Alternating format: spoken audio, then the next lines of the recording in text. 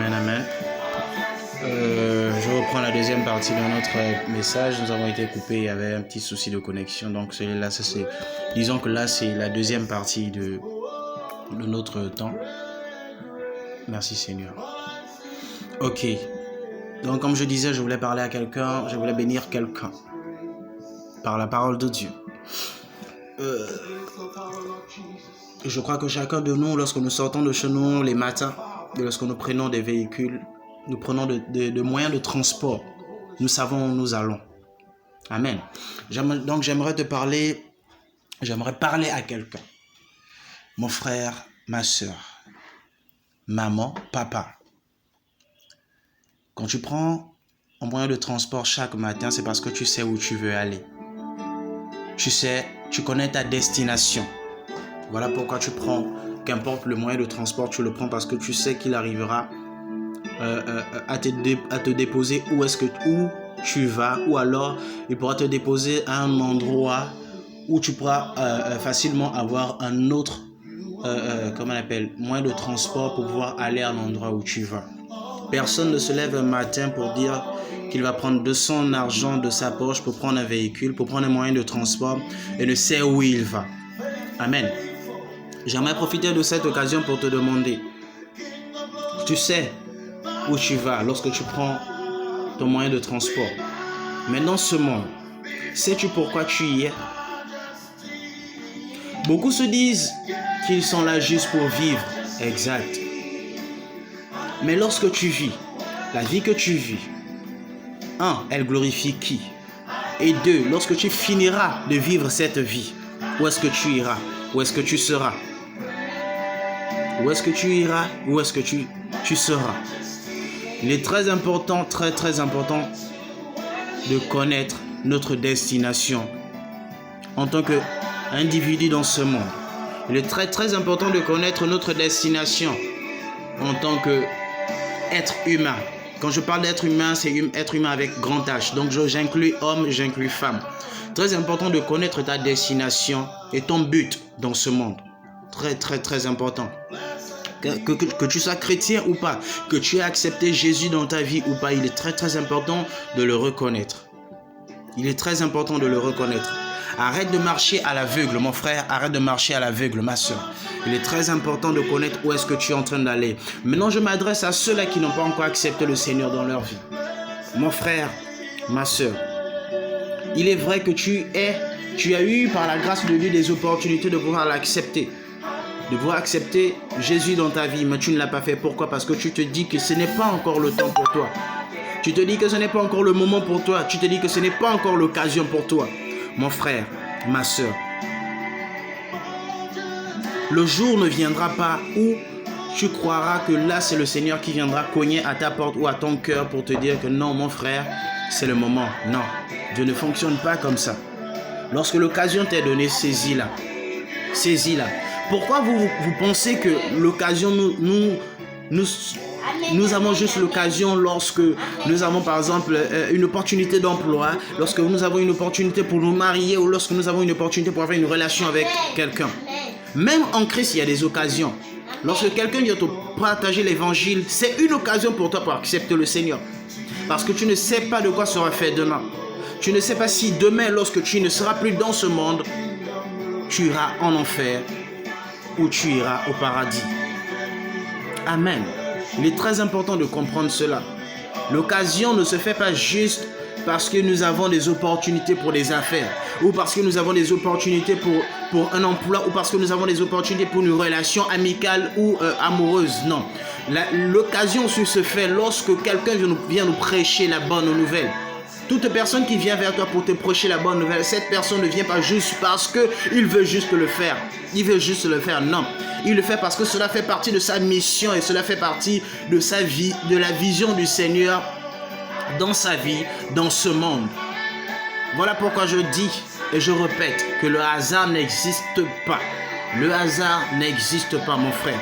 Qu'importe où tu te trouves maintenant, qu'importe où tu te trouves maintenant, le hasard n'existe pas.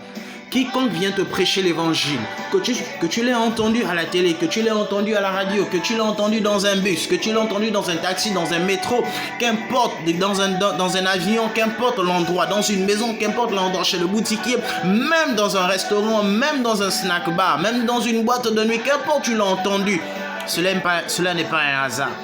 Cela n'est pas un hasard. Cela n'est pas un hasard. J'aimerais bénir la vie de quelqu'un comme je le disais. Le Seigneur est toujours près de nous. Toujours près de nous. Il est celui-là qui t'a créé. Même si tu ne l'as pas encore accepté, il est celui-là qui t'a créé. Son bonheur et sa grâce se propagent même dans ta vie, même si tu ne l'as pas accepté. Mais ce n'est pas parce que la grâce de Dieu est dans ta vie que tu crois que tout va bien pour toi, mon frère. Non. Aussi longtemps que tu ne l'as pas reconnu, aussi longtemps que tu ne l'as pas accepté comme Seigneur et Sauveur, cette grâce sera juste limitée. Cette grâce sera juste limitée. Cette grâce sera juste limitée parce que tu vis la grâce de celui-là qui t'a créé avant la fondation. Car la Bible déclare que avant la fondation du monde, nous existons déjà. Donc là, tu existes. Ce dont tu es en train de jouir en ce moment, c'est la grâce de la création. Amen. C'est pas la grâce de la vie éternelle.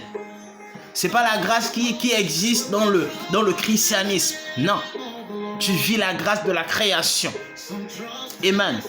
Et cette grâce est limitée, mon frère. Cette grâce est limitée, ma soeur. Aussi longtemps que tu ne l'as pas acceptée, cette grâce est limitée dans ta vie. Aussi longtemps que tu n'as pas reconnu sa seigneurie, cette grâce est limitée dans ta vie. Ta beauté ne te donne pas une vie éternelle. Ton argent ne te donne pas une vie éternelle. Ton amour ne te donne pas une vie éternelle, non. Ce qui te donne la vie éternelle, c'est la seigneurie et la vie de Christ en toi. Amen. C'est la seigneurie et la vie de Christ en toi. Alors mon frère, ma soeur, je t'interpelle. Maman, je t'interpelle. Papa, je t'interpelle. Qu'importe ton âge, je dis bien qu'importe ton âge, c'est l'occasion pour toi d'accepter de reconnaître Jésus. De reconnaître que Jésus est réellement le Seigneur et le Sauveur de ta vie. Le Seigneur et le Sauveur de l'humanité. Le Seigneur et le Sauveur. Amen. J'aimerais que cela soit une occasion pour toi. Seigneur, j'aimerais que cela soit une occasion pour quelqu'un qui m'écoute maintenant. J'aimerais que cela soit une occasion pour quelqu'un, pour celui ou celle qui m'écoute maintenant. Qu'importe ton âge, j'aimerais que cela soit une occasion pour toi. Tu ne pourras pas bénéficier de la grâce qu'il y a dans le christianisme si tu n'as pas reconnu la seigneurie de Jésus dans ta vie. Tu ne pourras pas bénéficier de la vie éternelle si tu ne reconnais pas que Jésus est Seigneur et Sauveur. Il n'est pas seulement conseillé de le lire dans la parole. Il n'est pas seulement de le conseiller de croire, mais il est conseillé de confesser. De confesser et de reconnaître qu'il est Seigneur. Seigneur au-dessus des joujoux. Seigneur au-dessus des pratiques. Seigneur au-dessus des choses que des hommes peuvent te dire. Au-dessus des choses naturelles. Seigneur au-dessus des choses occultes. Au-dessus des pratiques occultes. Reconnais-le, mon frère. Reconnais-le, ma soeur. Reconnais-le. Reconnais-le. La Bible nous enseigne que Dieu est un Dieu d'amour. Tu ne peux juste croire et t'impliquer encore dans d'autres choses. Moi, je ne te vois pas. Ton père ne te voit pas, ta mère ne te voit pas. Ton entourage ne te voit pas, mais lui, il te voit. Oui, lui, il te voit. Il est celui-là qui t'a créé. La Bible dit dans Jean, ce n'est ni de la volonté de la chair, ni du sang, mais de l'esprit. Il est celui-là qui t'a créé. Donc, il est celui-là qui connaît ce que tu fais, même dans le secret. Il est celui-là qui connaît ce que tu as eu à faire hier, ce que tu as fait ce matin, ce que tu as fait cet après-midi, ce que tu as fait cette nuit. Il est celui-là qui connaît cela. Mon frère, n'aie pas honte. La Bible déclare qu'il fait grâce aux hommes et il résiste aux orgueilleux. Si l'orgueil fait en sorte que tu ne puisses point l'accepter, si l'orgueil fait en sorte que tu te dises que non, il faut que je finisse d'abord de faire ce que j'ai eu à faire, parce que tu crois que ce que tu es en train de faire ou ce par quoi tu es en train de passer, tu te dis que non, ça c'est la bonne vie. Mon frère, non. La beauté ne sauve pas. L'argent ne sauve pas. La Bible déclare que l'or et l'argent l'appartiennent. Mon frère, je te dis aussi que l'or et l'argent l'appartiennent, mais la beauté aussi l'appartient. Donc imagine un peu. Il est le plus beau, le plus beau. Il n'est pas le plus beau, il est la beauté, la beauté. L'image de la beauté, c'est le Christ. Donc mon frère, si tu crois que tu es plus beau que quelqu'un et que ta beauté va t'emmener au paradis ou que ta beauté va te faire vivre bénéficier de la vie éternelle, détrompe-toi. Détrompe-toi, mon frère. Détrompe-toi. Détrompe-toi. Je crois que tu as déjà écouté la venue et l'arrivée du Seigneur qui est proche. Mais laisse-moi te dire qu'avant son arrivée, des choses se passeront. Des choses se passeront. Des choses se passeront. Là n'est pas le but de mon message ce matin. Mais le but de mon message ce matin est de venir te faire connaître que la vie et de te faire comprendre que la vie par quoi tu passes. Personne ne peut ressentir cela si ce n'est lui. Personne ne peut te faire expérimenter plus si ce n'est lui. Tu as une destination et tu as un but dans ce monde. Cherche à connaître ce but. La raison de ce but, c'est le Christ. Tu te dois de l'accepter et tu te dois de reconnaître qu'il est Seigneur et Sauveur. Et avant que je ne coupe ce message, j'aimerais appeler quelqu'un à la prière de salut. J'aimerais appeler quelqu'un à la prière du salut. Et je profite aussi de cette occasion pour appeler un frère ou une sœur en Christ. Si tu acceptes le Seigneur et tu as abandonné à cause des situations par lesquelles tu passes, la Bible déclare qu'en toutes choses, soyez plus que vainqueurs. Soyez plus que vainqueurs. La Bible nous fait comprendre qu'il est celui-là qui a cloué toutes choses. Il a cloué la maladie à la croix. Il a cloué la maladie, l'échec à la croix. Il a cloué la maladie et l'échec à la croix. Il a cloué la souffrance à la croix. Mon frère, si tu es chrétien et que tu vis une vie de misère, c'est que tu n'as pas reconnu ce réel Jésus. Tu n'as pas reconnu ce réel Jésus. Il n'y a pas de Christ. Il n'existe qu'un seul. Il n'existe qu'un seul. Mon frère, il n'existe qu'un seul. Ma soeur, il n'existe qu'un seul. La Bible déclare que Dieu a tant aimé le monde. La Bible n'a pas dit que Dieu a tant aimé les chrétiens, mais la Bible déclare qu'il a tant aimé le monde. Et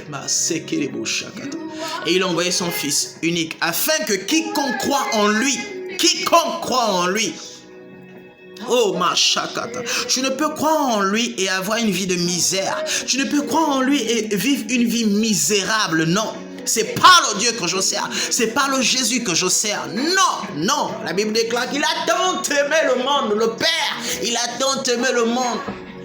Et il a envoyé son Fils unique afin que quiconque croit en lui ne périsse point. Ne périsse point. Ne périsse point. Ne périsse point. Donc si tu es chrétien, si tu as accepté Jésus dans ta vie comme Seigneur et Sauveur, tu ne peux périr. Rien dans ta vie ne peut périr. Rien dans ta vie ne peut périr. Rien dans ta vie ne peut périr, mon frère. Rien dans ta vie ne peut périr. Rien.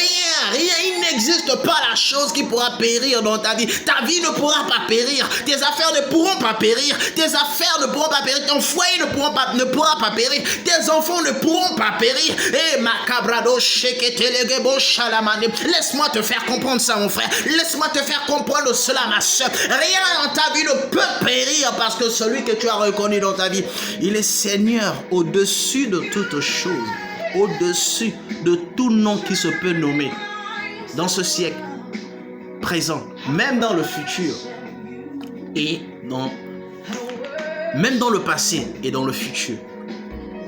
Mon frère, si tu es là et que tu m'écoutes,